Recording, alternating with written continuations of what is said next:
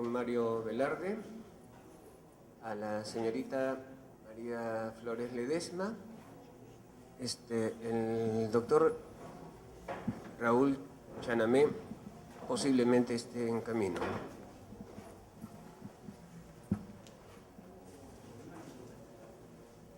La primera exposición estará a cargo de la señorita María Flores Ledesma y ella va a presentarnos los resultados del ensayo que presentara al concurso y que quedara en segundo lugar, un meritorio segundo lugar, casi arañando el primero. Y se trata de una visión de dos aspectos. Uno, la imagen que se ha creado de Vizcardo Guzmán en textos escolares y la imagen, por otro lado, la imagen que físicamente se ha creado en monumentos acerca de Vizcardo Guzmán. Dejemos entonces para que ella nos cuente su propia historia. Bueno, ante todo, muy buenos días.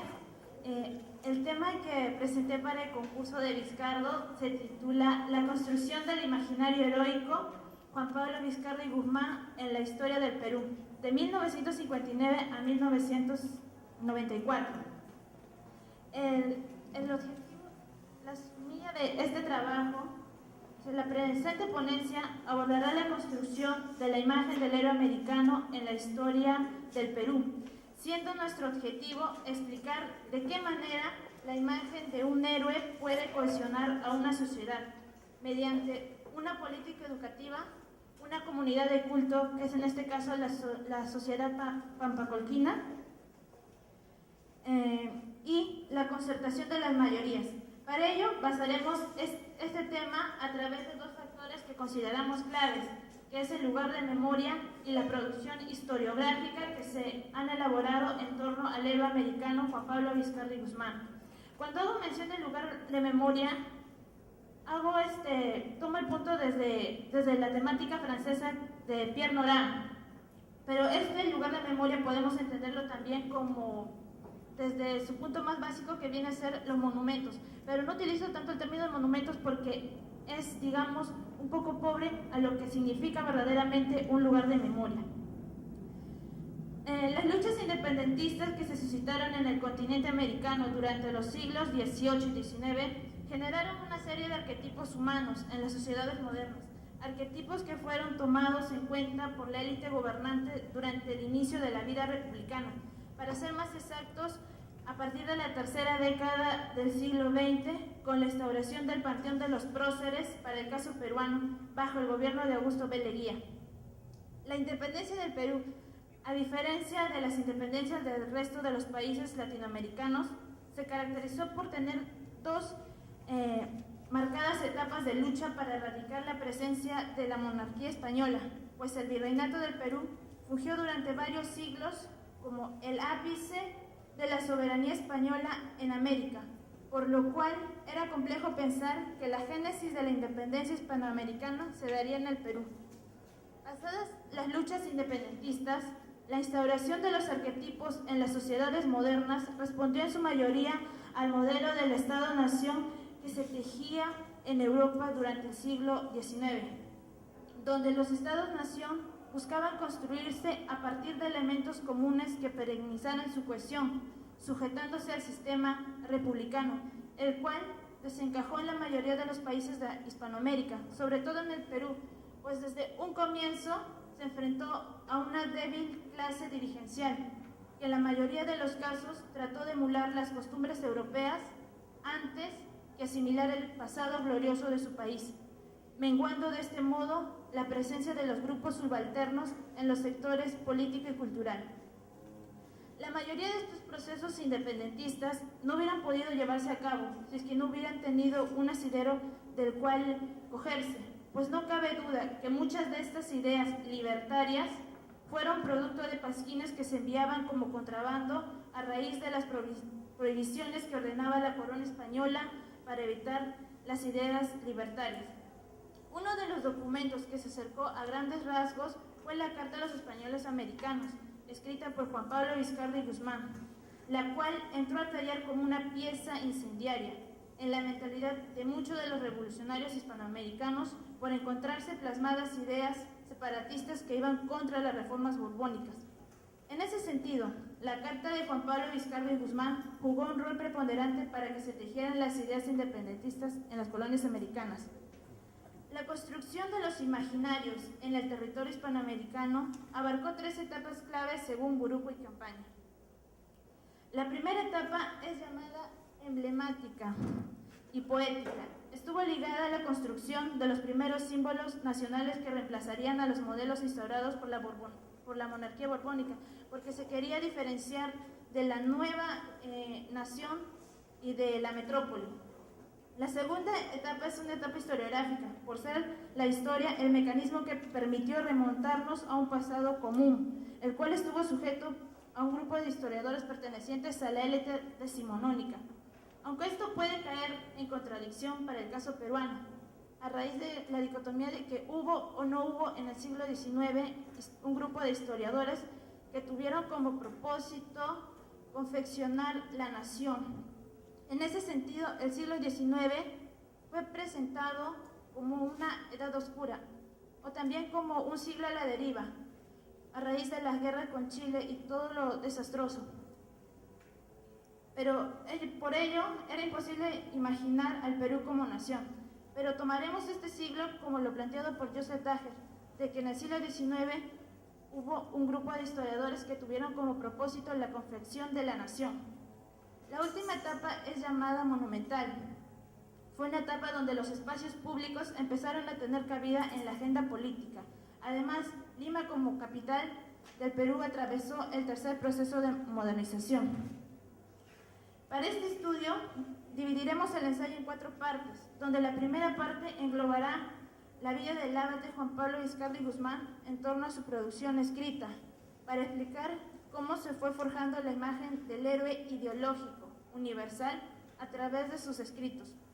La segunda mostrará la producción historiográfica sobre la vida y las hazañas del precursor, dilucidando incógnitas tales como en qué momento Vizcarra fue insertado a la historia del Perú, desde cuándo se lo venera como precursor y de qué manera es tratado por la educación escolar en el Perú. La tercera parte tratará sobre los principales monumentos que se hicieron a Juan Pablo Vizcarra y Guzmán, para señalar con ello de qué manera la imagen del héroe ideológico se hace monumento, viendo cómo éste no llegó a calar en el imaginario colectivo de la población, a pesar de tener una comunidad de culto que lo venere. En la cuarta y última parte haré un contraste entre la historia visual y la historia escrita, para ver qué tan factibles fueron ambos elementos para la construcción de una comunidad con su historia. En la primera parte, Juan Pablo Vizcarra y Guzmán y sus escritos, señalemos que la Carta a los Españoles, redactado en 1791 por Vizcarra, perfila el pensamiento libertario de la mayoría de los compatriotas americanos que se vieron desterrados en el continente europeo. En ellos se expresan los ideales de patria, término que define como aquella tierra compuesta por aquellos individuos que nacieron en este territorio, incluyendo a los hijos de los forasteros. En ese sentido, lo que propuso Vizcarra en la Carta de los Españoles fue la separación inmediata de las colonias hispánicas frente a la metrópoli. Tal convertir implicaría la unión de todos los americanos, puesto que nos encontrábamos bajo una misma situación. En la carta escrita el 30 de septiembre de 1781, la cual va dirigida a un ministro inglés, Vizcarra menciona la interacción que había entre criollos, indígenas, esclavos y demás. A esta relación la hemos denominado como una comunidad paternalista, donde los grupos que se encuentren en esta comunidad van a ser supeditados por otro grupo, que vendría a ser el de los criollos, porque ellos eran los que estaban más capacitados para gobernar. Y en esta carta siempre se menciona de que Vizcarra menciona que había una relación una relación de unidad entre estos grupos. Y esta relación era a raíz de que todos tenían un sentimiento anti-europeo. Vizcardo no menciona el sentimiento anti-criollo, y para eso demuestra el sentimiento anticriollo que suele emitir Vizcardo en la mayoría de sus cartas resalta que no todo funcionaba bien en el esquema que planteaba el precursor. Además, Vizcardo siempre tenía que dar esa imagen de que todo iba bien para que así Inglaterra viniera a ayudar. En síntesis, desde la Carta de 1781 a la Carta de los Españoles Americanos, vislumbramos el cambio ideológico que va cimentándose en Vizcardo, pues en la primera nos habla de una pseudo-independencia, en vista de que ella se lograría con la ayuda de Inglaterra, pero ello traería como consecuencia que los territorios de ultramar pasarían a manos de ella. En la segunda, Vizcardo enfatiza que la separación de España debería darse por nuestra propia cuenta, sobresaliendo a los criollos que se encontraron en la capacidad para hacerlo. Por ello, en la Carta de los Españoles no solamente vemos a un hombre que ansía la libertad de su patria, sino un hombre que está cansado de ver los atropellos que viene causando la corona española. En el siglo XIX, la imagen y los escritos de Juan Pablo Vizcardo Humán fueron poco conocidos en el territorio peruano. Por tanto, no podríamos aludir a este periodo la construcción de la figura heroica de Vizcardo. En cambio, para el 20, notamos que Vizcardo ya se ha insertado de lleno en la historia del Perú. Esto puede responder a que la historia en el siglo XIX empezó a cuajarse. Un mecanismo para la incorporación de la imagen de Vizcardo pudo haber sido el papel que jugó su comunidad de culto, ya que esto se encarga de guardar y transmitir los valores del héroe a las futuras generaciones. La segunda es sobre la producción historiográfica que se ha hecho sobre Juan Pablo Vizcardo y Guzmán. En nuestro país, la presencia de Vizcardo tuvo 4 momentos claves para que su figura fuera recordada y que además fungiera como un mecanismo de inclusión, donde cada cual respondía a una etapa coyuntural. El primer momento estuvo al marco de la independencia de Hispanoamérica. La primera edición en castellano que se hizo de la carta es de 1801 y fue impresa en Londres bajo el título de Carta a los Españoles Americanos por uno de sus compatriotas. Esta versión fue la más difundida en el continente americano. La primera versión que se hizo de la carta en tierras americanas fue en Bogotá en 1810. Para el caso peruano señalamos que la primera versión que se conoció fue en 1822, siendo una 8ª edición y bajo el título de Carta dirigida a los españoles americanos. Pacheco Vélez señala que el escrito de Vizcardo que se hizo en Lima no tuvo preponderancia en el ámbito de la historia. Pudo haber sido causado por una tardía traducción en castellano, hecha en Lima, cuando San Martín ya había proclamado la independencia, porque es en 1822. También pudo haber sido por una prohibición de imprentas o una difícil acceso de lectura. Para el siglo decimonónico, el escrito de Vizcardo fue utilizado por los libertadores, en este caso por Simón Bolívar, en vista de una temprana circulación en los territorios venezolanos. Un segundo momento estuvo marcado por Mariano Felipe Paz Soldán, quien fue el primero en dar noticias sobre Vizcardo en la independencia del Perú en 1868. A ello, el historiador Manuel Burga señaló que la desastrosa etapa que vivió el Perú a consecuencia de la guerra con Chile sirvió para que muchos peruanos en la etapa de reconstrucción nacional se cuestionaran sobre la endeble base que se estaba forjando en el Perú. Por tanto, era necesario construir una nación ya no basada a través de lo mítico o de lo perdido, sino a través de hechos reales. Es así que la inserción de la figura de Vizcardo respondió al marco de la confección de la nación como fundamenta Joseph Dacher. Un tercer momento fue dado para el oncenio de Leguía, con la construcción del Panteón de los Próceres, el cual trató de responder al discurso de la Patria Nueva y la inserción del monumento de Vizcardo en el 59, más que nada para soliviantar la brecha que existía entre la política militar y civil. El último momento fue dado en el gobierno militar de Juan Velasco Alvarado, donde el discurso patrimonialista empezaba a cuajarse en los textos, ya que el contexto fue las celebraciones del sesquicentenario de la independencia del Perú. Para el caso de la producción historiográfica que se hizo concerniente a la figura de Vizcardo, dirigida hacia los escolares, Hemos podido darnos cuenta, tras una brevísima revisión de los textos editados en la década de los 90 y parte del siglo XXI, que la manera como se ha trabajado a este personaje fue más que nada descriptiva que analítica. La cantidad de líneas que se le asignan a Vizcardo en los textos abarcan menos de 20 líneas, deja muchas incógnitas respecto a las repercusiones de la carta en las colonias. Por ejemplo, el texto de Juan Castillo Morales, Historia del Perú para tercer año de secundaria, hace énfasis al amor de la patria, se habla muy poco de la vida de Vizcardo en Inglaterra y la repercusión de la carta en los territorios hispanoamericanos. Elías Toledo, en Historia del Perú 3, menciona el pensamiento separatista que tiene Vizcardo. Tiene un claro apoyo a los pobres, justamente es a ellos a quienes va dirigido la carta. Hace mención solamente a 3 castas, el de criollos, mestizos e indígenas, donde el primero gobernaría el resto.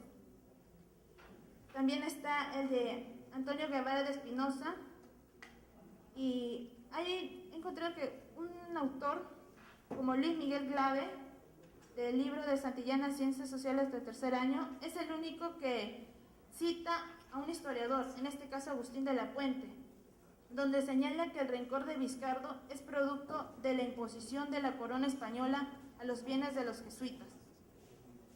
La diferencia que puede haber tanto en los textos escolares como en los textos de especialidad es desde ya abismal.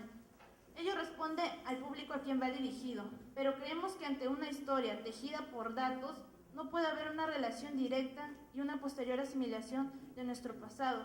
Si bien el público a quien va dirigido es escolar, no puede subestimarse la capacidad intelectual de ellos ni de la pedagogía de los maestros. Por tanto, la manera como se viene escribiendo la historia en las aulas no nos debería sorprender que la mayoría de los precursores y próceres de nuestro país sean víctimas del olvido a falta de una política educativa. En el libro de Javier de Belaúnde, el autor señala que al dar un discurso en torno a la figura de Vizcardo en una ceremonia de diputados, se da cuenta de lo poco conocido que era hasta entonces Vizcardo. Dice: al terminar mi discurso, se aproximan varios de mis colegas. Uno de ellos me expresa que admiraba el cariño que los arequipeños tienen en su ciudad natal y que para enaltecerla inventan próceres. Extrañado por esta opinión, le arguyo que su apreciación es inexacta. A continuación, mi colega me formula la siguiente interrogante: ¿qué importancia tiene para nuestra historia ese personaje del que ha hecho usted elocuente mención? Tal anécdota demuestra que en 1942 Vizcardo era un desconocido para la mayoría de los peruanos, circunstancia que me convence de la necesidad de divulgar la personalidad del prócer peruano. En ese sentido, vemos que la imagen de los precursores que contribuyeron a la independencia del Perú es un tema que aún falta por insertarse en la educación escolar. Insertar en el sentido de un aleccionamiento básico, que es lo primordial, para de ahí pasar a cuestionamientos. En el punto 3, los lugares de memoria, Juan Pablo Vizcardo y Guzmán, el primer monumento que se hizo a Vizcardo ha sido en el Panteón de los Próceres, de Lima. En el año de 1921, teniendo como presidente Leguía, se mandó a edificar mediante un decreto supremo la construcción del Panteón de los Próceres, con el objetivo de inmolar el papel desempeñado de cada uno de ellos. En ese sentido, la construcción del Panteón de los Próceres estuvo enmarcada a las celebraciones del centenario de la independencia del Perú, momento cumbre donde el Perú empezaba a mostrarse al público extranjero sus logros y dentro de ello semejanza a la cultura europea, siendo el símbolo de su superioridad para el 19. Durante el año de 1597, la orden de los jesuitas mandó edificar la iglesia de San Carlos, pero tras la expulsión de los jesuitas por órdenes de Carlos III, este lugar pasó al mando propio del gobierno español. Para el contexto republicano, la iglesia de San Carlos contaba ya con una cripta llamada la Cripta de los Héroes, la cual contenía los restos de los antiguos combatientes de la Guerra del Pacífico. Pero lo que carecía esta cripta era la presencia de los próceres y precursores. Por lo tanto, para las conmemoraciones del centenario de la independencia, se mandó a que los restos de aquellos individuos que lucharon por la independencia pasaran a reposar a la iglesia de San Carlos.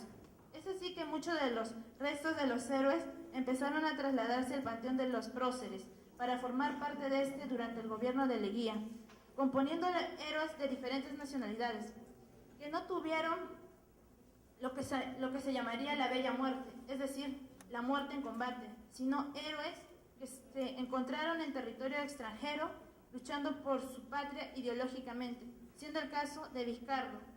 También se encuentra el héroe que sobrevivió a la guerra y que fue partícipe de la posguerra. La llegada de Juan Vizcardo al Panteón de los Próceres en el 59, su pronta erección mediante un busto, respondió no solamente a la llegada de un excombatiente ideológico a un lugar sagrado, sino de aquel individuo que pasó la mitad de su vida alejado de su patria tras luchar por la libertad de ésta. Y además hay que tener en cuenta que la primera erección de su busto se hace en la iglesia de San Carlos, demostrando con ello la doble llegada de un héroe a su patria. Doble porque su primera llegada lo hace al Perú y la segunda responde a la iglesia de San Carlos, orden jesuita a la que perteneció a pronta edad. Como ya lo hemos mencionado, el Panteón de los Próceres respondió a un gobierno, en este caso el de Leguía, que tratará de impulsar la denominada Patria Nueva, trayendo a la memoria histórica una serie de individuos que tuvieron un papel ejemplar. El poco conocimiento que la mayoría de la población peruana tiene respecto al Panteón de los Próceres no es para nada sorprendente, pues estamos sujetos a gobiernos que no apuestan por una política educativa, cosa que sí hubo en los gobiernos donde se instauraron una serie de imágenes propias del pasado peruano, para que con ello los peruanos de ahora nos viéramos reflejados en ello. La segunda es el monumento que se hizo en la villa de Pampacolca en 1962. Hace 263 años, el distrito de Pampacolca vio nacer al jesuita Vizcardo, quien después fuera retratado por Miranda como uno de los autores claves para entender el proceso emancipatorio de las colonias españolas en Sudamérica. Por ello, Vizcardo no solamente fue un protagonista de la independencia peruana, sino también del resto de los territorios de Hispanoamérica. Durante mucho tiempo, la villa de Pampacolca no gozaba con un monumento que resaltara la figura de su ilustre hijo. A falta de ello, en 1942 se trató de gestionar las acciones necesarias para la erección de un monumento, las cuales estuvieron a cargo de Javier de Belaúnde. Un hecho peculiar que entró a tallar para la construcción del monumento a Vizcardo fue la elaboración de su imagen, pues no se tenía un referente próximo en cuanto al tipo de hábito que se usaban los jesuitas.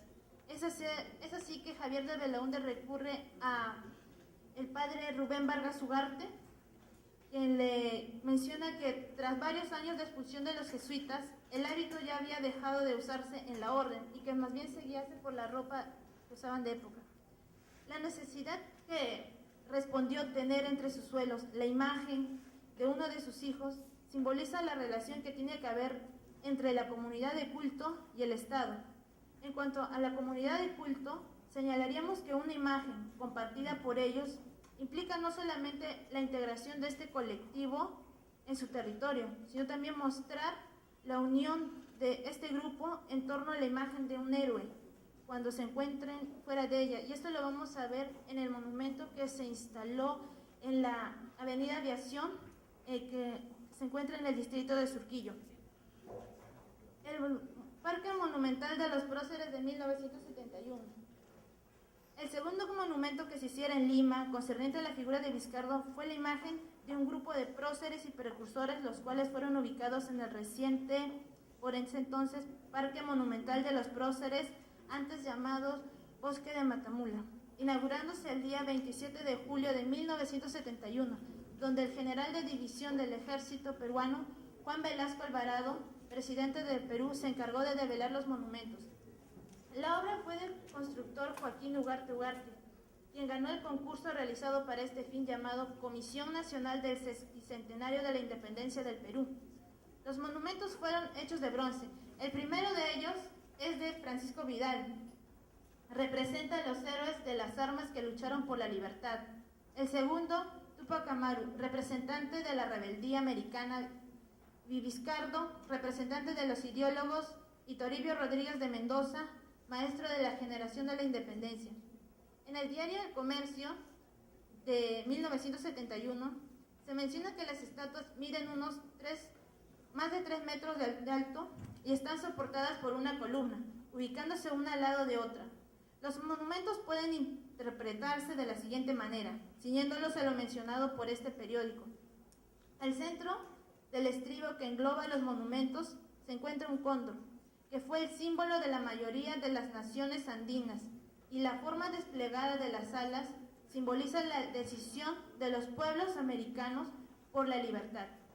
En la parte superior se encuentra un conjunto de 3 caballos, símbolo de la presencia española en el Imperio Incaico, y la cantidad de los caballos hace alusión a los 3 siglos de conquista y sumisión del cual fue preso el Perú.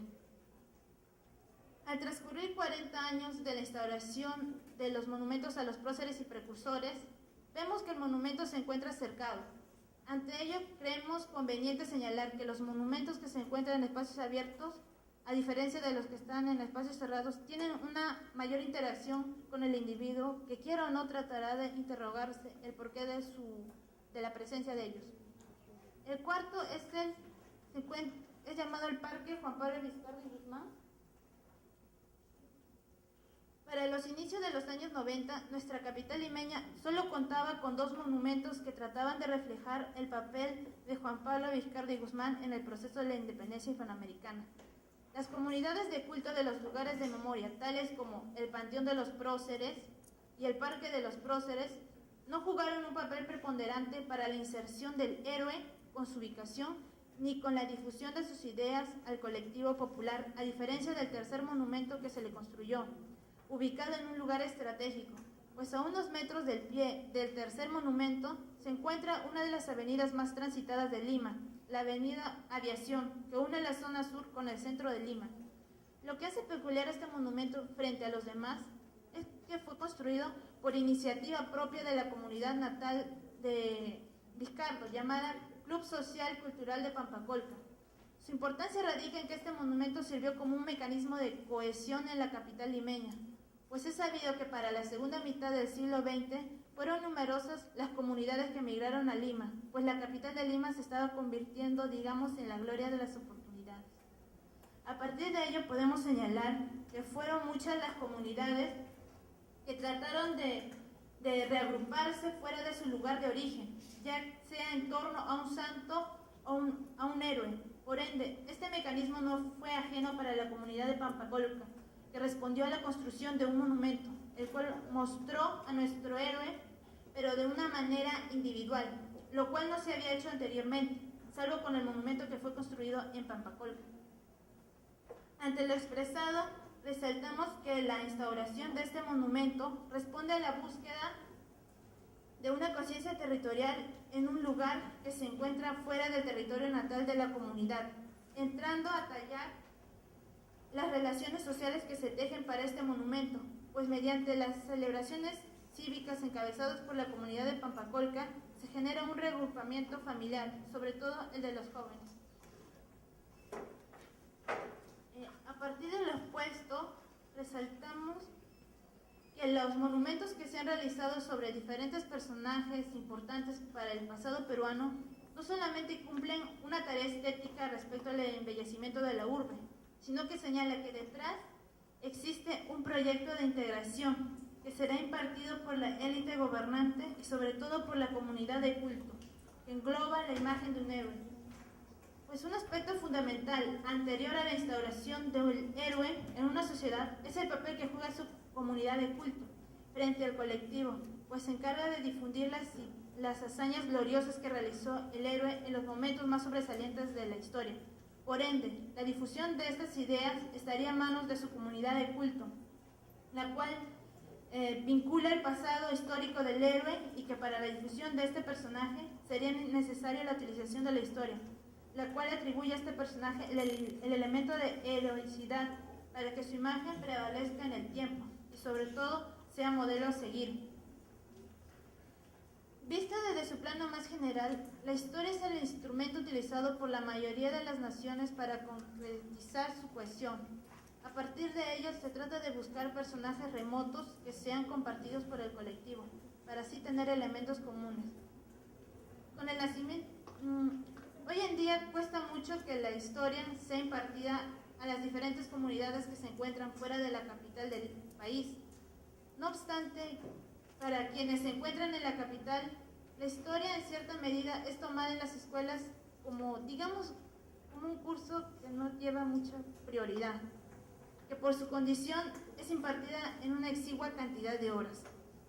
Por ello, señalamos que la historia impartida en los colegios es una historia que toma como base lo escrito. A esto se debería unir la historia monumental, es decir, el aleccionamiento de los escolares no solo debería darse en las aulas, sino también desde los lugares de memoria, en el sentido de que Pierre Nora alude como lugares que abarcan los sentidos material, simbólico y funcional. En síntesis, lugares concentrados de recuerdo, y la presencia de ellos actúa como un medio de experimentación. A la par de lo expuesto en el desarrollo de nuestro trabajo, hemos señalado que la historiografía peruana que se ha tejido respecto a Vizcardo no ha calado, como se esperaba, en el colectivo peruano. Ello puede deberse, como lo señalado anteriormente, a falta de una política educativa, a un mecanismo de aleccionamiento que se inserte en la mentalidad de los más jóvenes.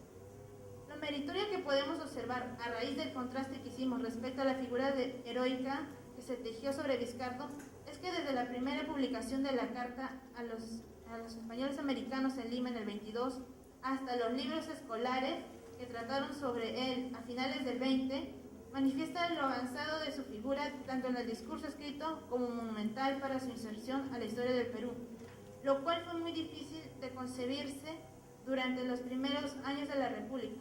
Por tanto, lo que faltaría ahora es dar un mayor impulso a este avance. Gracias.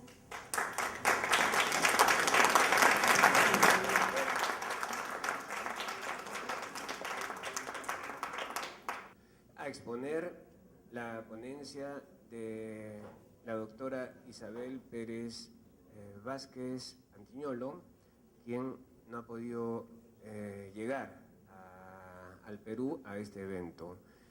Dejemos entonces al doctor Mario Velarde exponiendo. Hola, buenos días.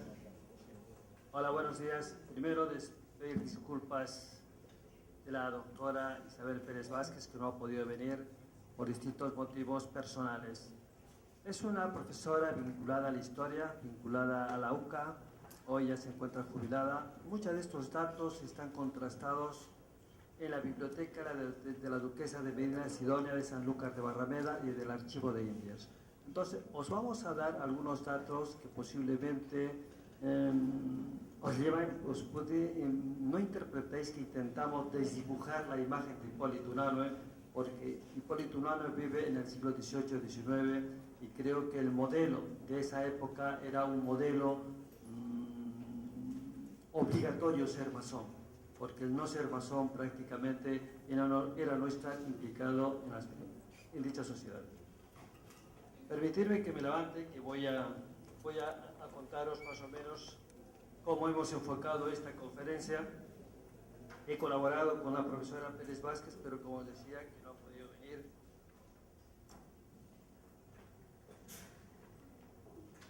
Pasa a la siguiente. Esta es una foto que la hemos incorporado porque me la hice recientemente en la Facultad de San Fernando. Tuve pues la suerte de estar posiblemente donde estuviera don Hipólito Unanue, o sea que en el decanato de la Facultad de Medicina, y entonces pues era un momento ideal para estar en dicho escenario. Pasa al siguiente. Todos sabemos que el sur del Perú, donde nace Hipólito Unanue, nace en Arica, es una zona que pertenecía todavía al departamento de Arequipa. En esa época, el departamento de Arequipa pues, no se hablaba de masonería, obviamente, no había todavía una corriente masónica importante en todo el sur del Perú porque la Santa Inquisición los perseguía y entonces pues, era bastante difícil. Sus padres, su familia paterna, dedicada al comercio, su familia materna, más cultural que otra cosa. Pasa a la siguiente. Van orientando a la formación académica de don José Hipólito Unanue hacia unos inicios de estudios bastante bien orientados por el señor Osorio. Se trasladan a Arequipa, ingresa en el Colegio La Merced, posteriormente al Seminario de San Jerónimo, y pues por indicación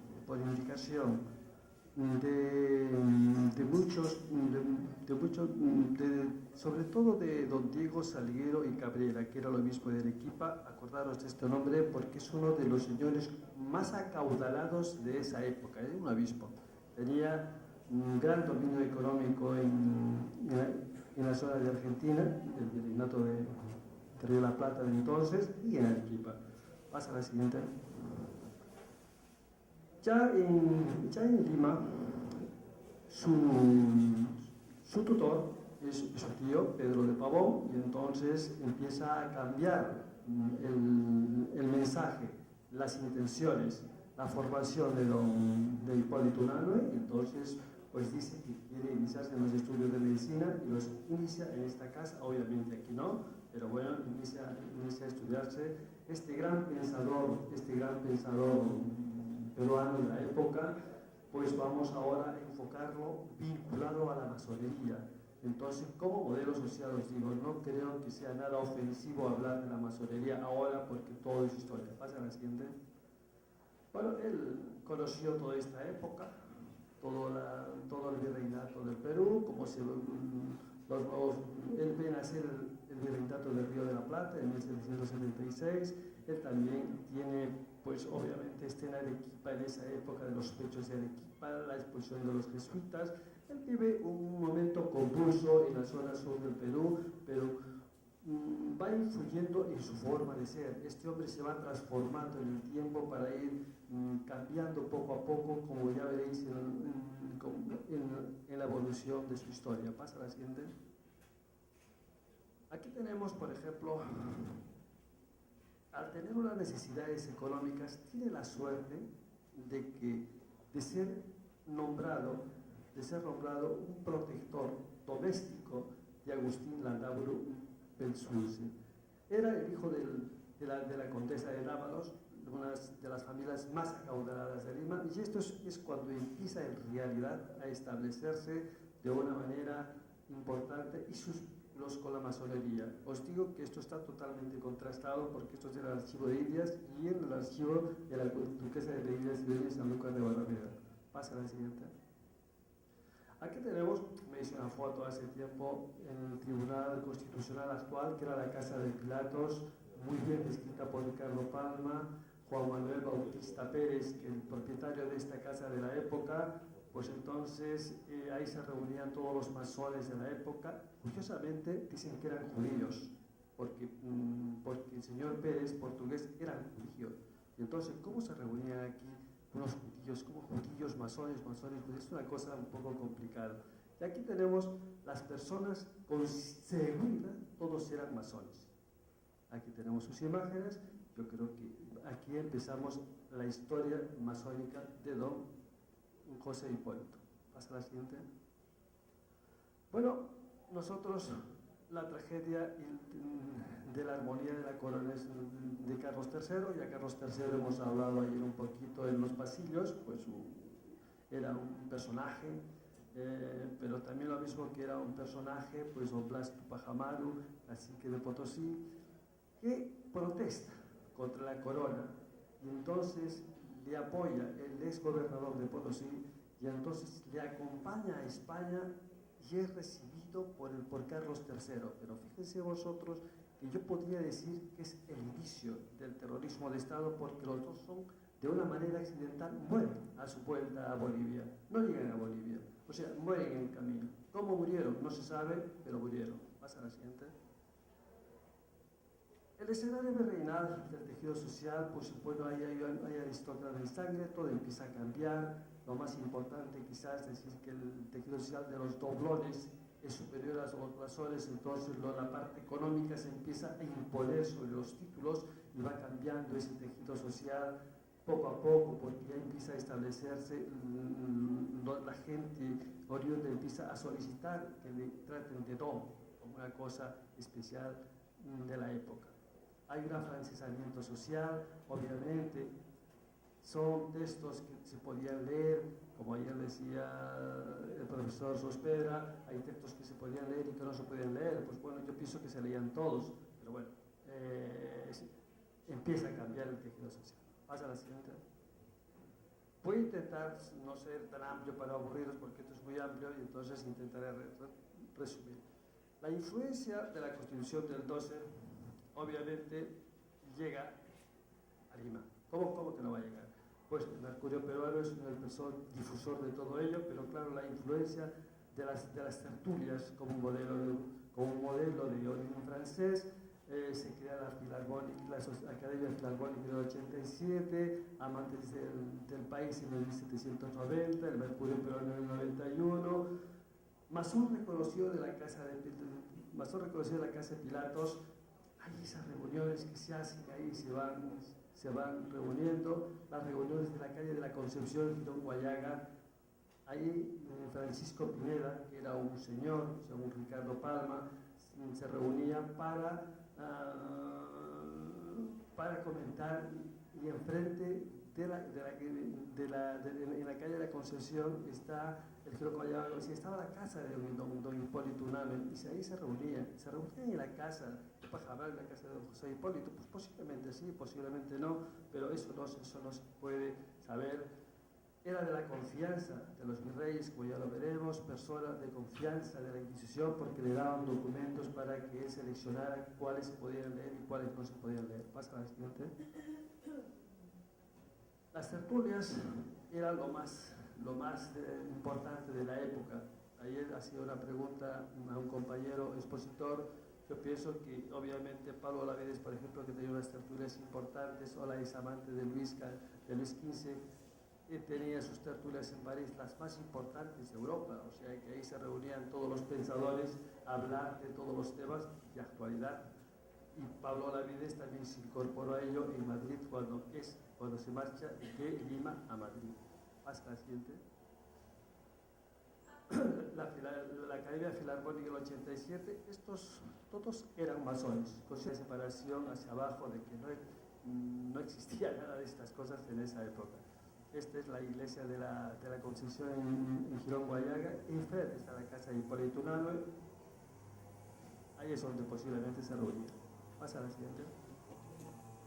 No se sabe la sociedad Amantes del País, también todos eran masones, o sea, lo más importante obviamente, Hipólito Unanue Pavón, José María Egaña, Jacinto Calero, todos eran masones.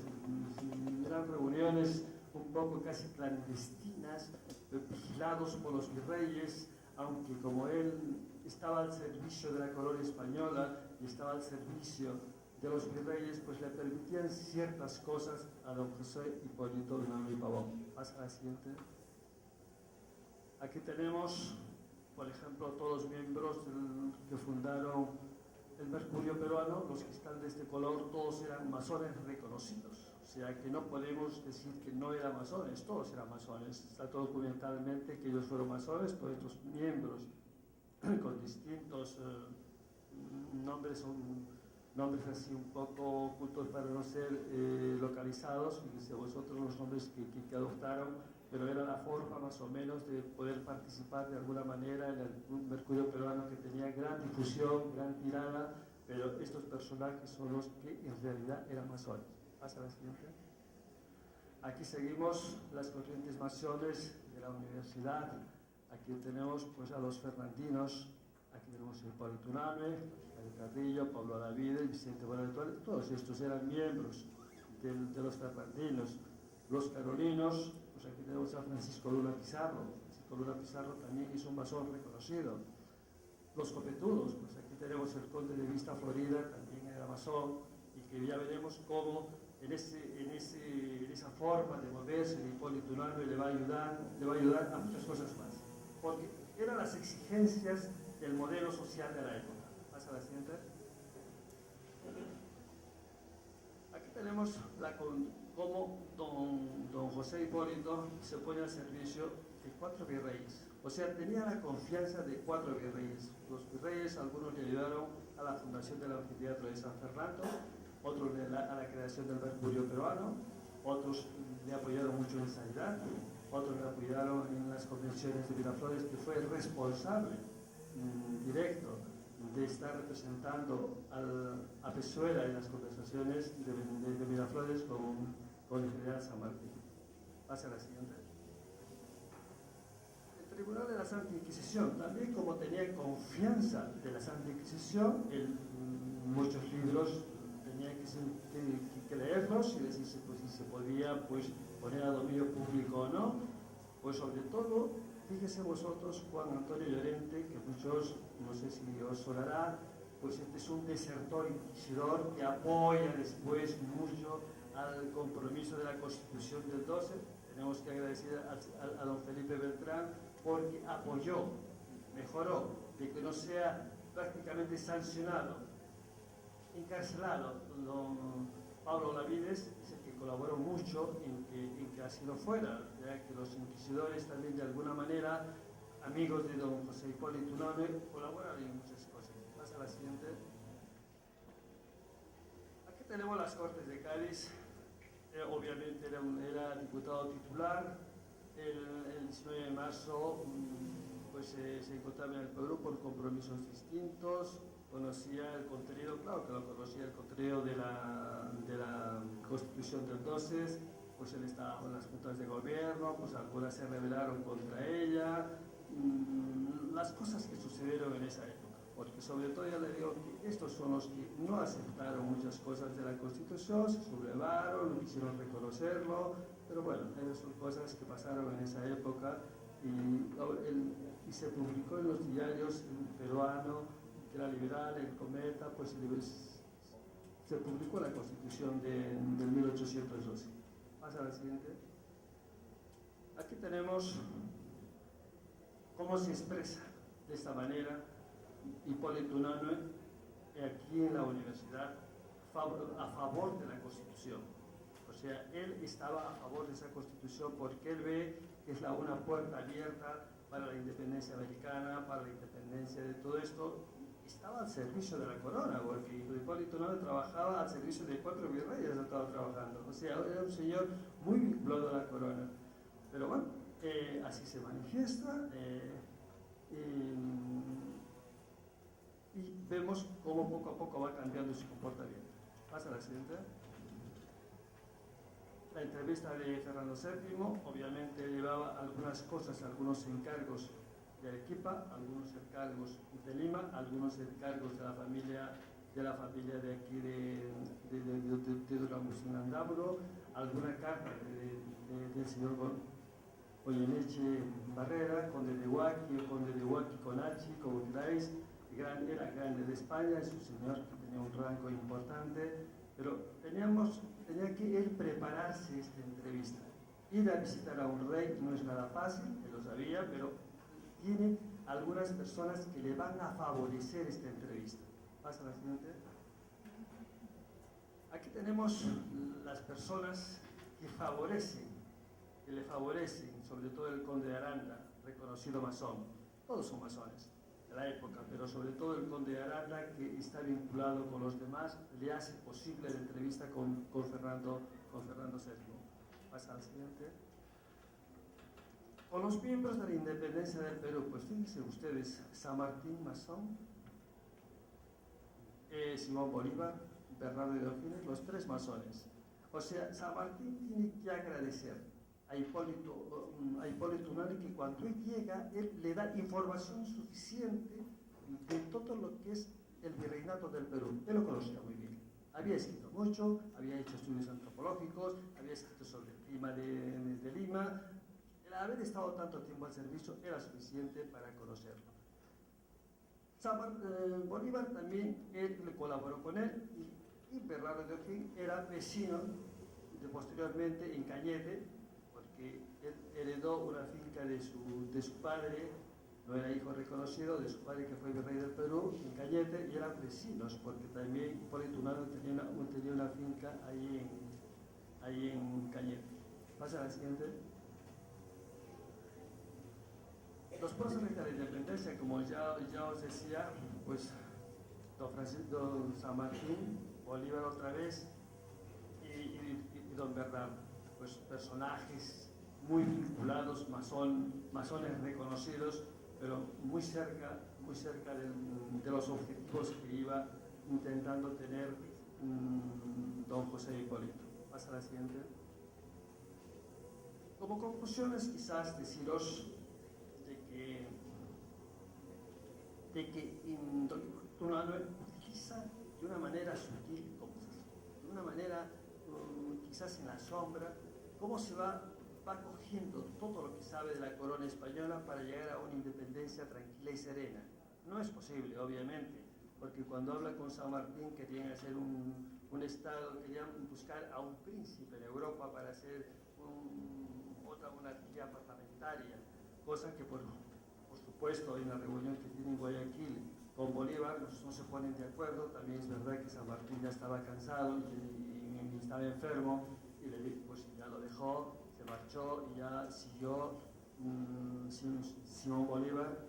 Y ya en la guerra, pues de Junín y Ayacucho se terminó ya con todo el dominio de la corona y la independencia del Perú. Aquí tenemos, por ejemplo, a don Hipólito Unanue con esta frase. Es una frase dura porque en esa época se manifestaba con esa dureza.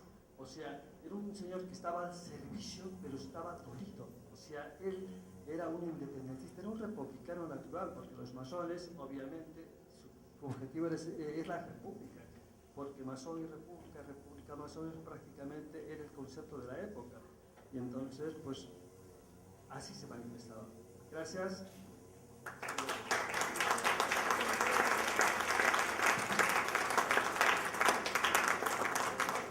Aunque algunos aspectos teóricos no comparto, porque el trabajo de Pierre Nora sobre el lugar de la memoria no concuerda mucho con la teoría del heroísmo en la historia, ¿no? La teoría del heroísmo en la historia la ha desarrollado muy bien el inglés Sidney Hook, pero ese es un tema aparte. Lo que me complace congratular es porque, sin saberlo, yo, en segundo lugar, he coincidido con María Flores en tratar de enfocar el tema de Juan Pablo Viscardi Guzmán en la historia del Perú.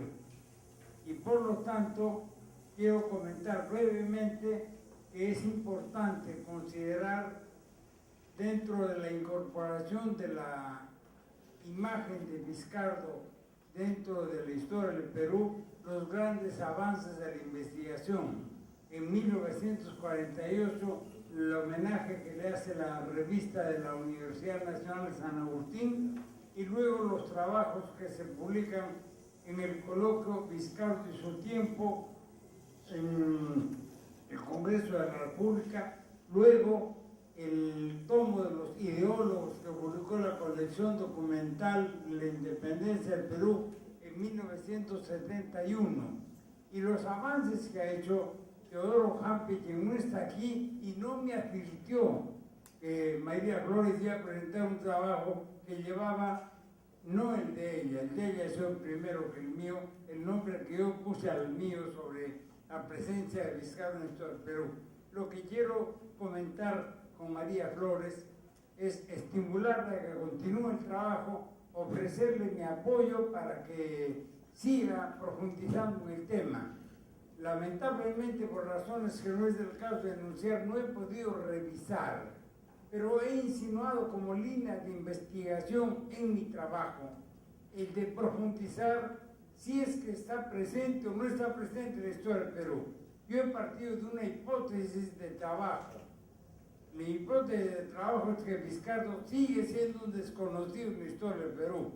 Por eso es que no coincido con que esté presente ni en el imaginario, ni en el colectivo, ni sea considerado siquiera como héroe. No es considerado como héroe. Yo diría más bien lo que sostuve en mi exposición, que es más bien un desconocido ilustre. Porque los datos más recientes de la investigación insisten en que nunca fue jesuita.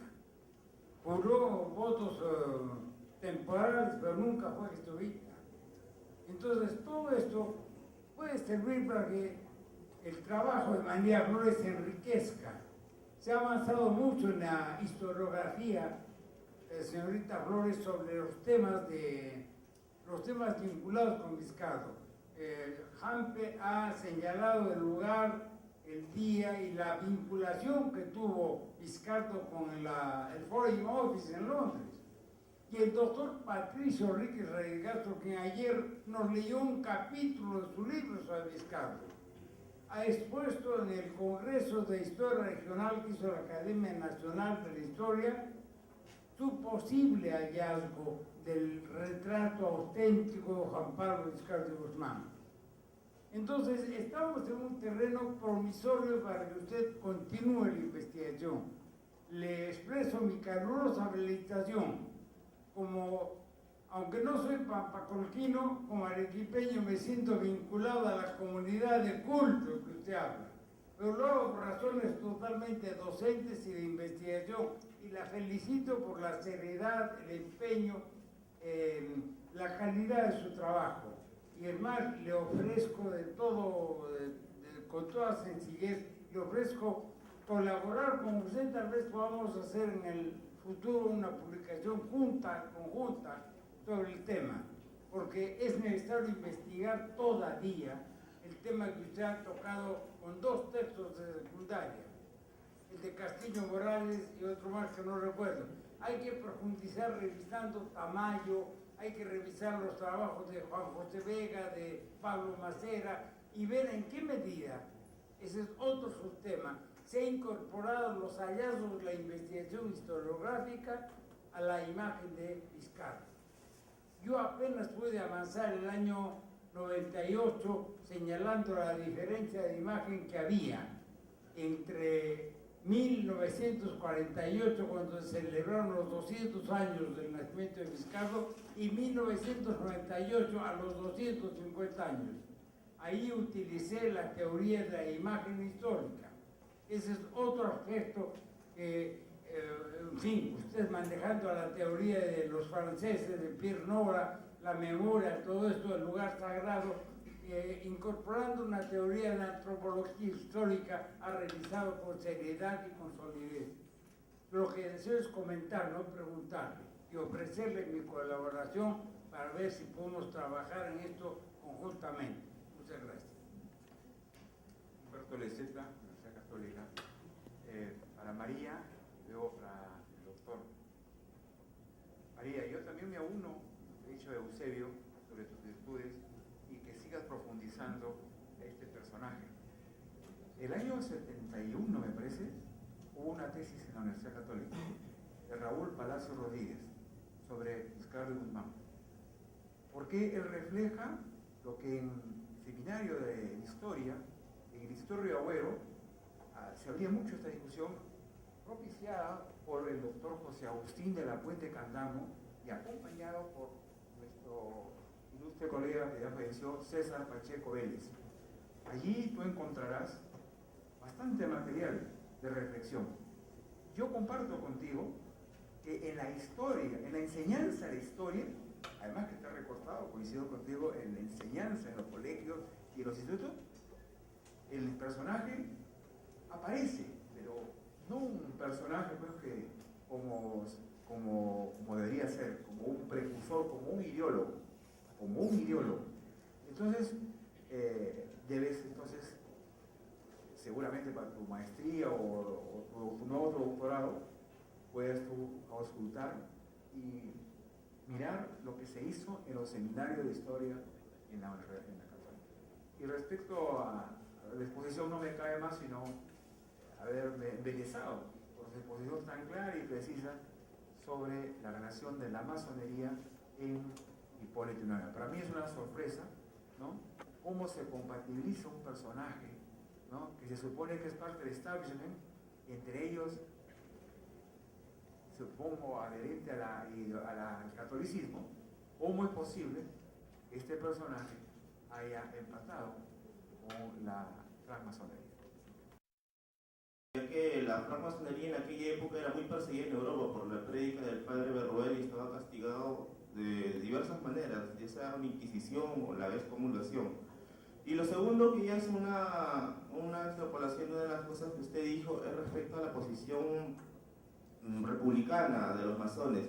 ¿Cómo se explica el hecho de San Martín, siendo un pro-monarquista, pudo haber abrazado las ideas republicanas que se supone que le establecía la masonería, ya sea por su formación o por su formación profesional o su formación iniciática dentro de la orden? Gracias. O sea, estos masones no se manifiestan a veces de una manera tan clara antiguamente. Ahora ya, hace poco en el puerto de Santa María, antes yo de venir para acá, ha habido una teñida blanca. O sea, ahí podía ir todo el mundo, ahí podía hablar con ellos, porque en realidad ya su peso actual es discreto. Por ejemplo, hay un libro del hijo de Mitterrand que dice, no sé si es verdad o no, que todos miembros de la Internacional Socialista que lleguen a ser presidentes de un país suben al grado 33. El grado 33 en la masonería no existe como tal cosa porque ya era maestro. Es un doctor honoris causa para que nos entendamos. Entonces, la otra pregunta, la primera que me has dicho que es muy interesante, yo creo que siempre Hipólito Unanue estuvo aquí en el Perú pensando cómo independizar el Perú y utilizó todo lo que pudo ponerse al servicio de la corona para tener suficientes herramientas de trabajo para su momento, cuando llegue el momento, porque obviamente era vigilado. O sea, a veces le mandaban gente, cuando estaban reunidos se presentaba alguien de la corona, está documentado de una manera aquí en el Perú por Valcárcel y por otros más que he leído. Eso estaban vigilados. O sea, que no es que estuvieran no vigilados, lo que pasa es que eran tolerantes por la grandeza de este hombre, porque ten en cuenta que Hipólito Unanue en ese momento representaba mucho.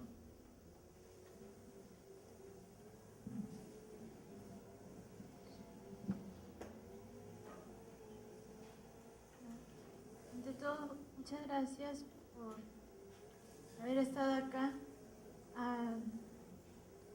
Al profesor Quirós Paz-Soldán por la ayuda que me quiere dar. Y bueno, sí, y pienso retomar esta investigación porque más que nada me gusta lo que es ver la construcción del imaginario heroico, de ver cómo esto es un fenómeno que no puede insertarse acá. Bueno, que sí puede insertarse, pero es a través de unas élites que en realidad no tiene el objetivo claro, que es la cohesión del Perú. Porque la figura del héroe entra acá, es que la historia trata de buscar a personajes remotos para cohesionar a una sociedad, porque lo que más une a una nación es tener un pasado común. Y eso es lo que hicieron la mayoría de los historiadores del 19. Y bueno, gracias.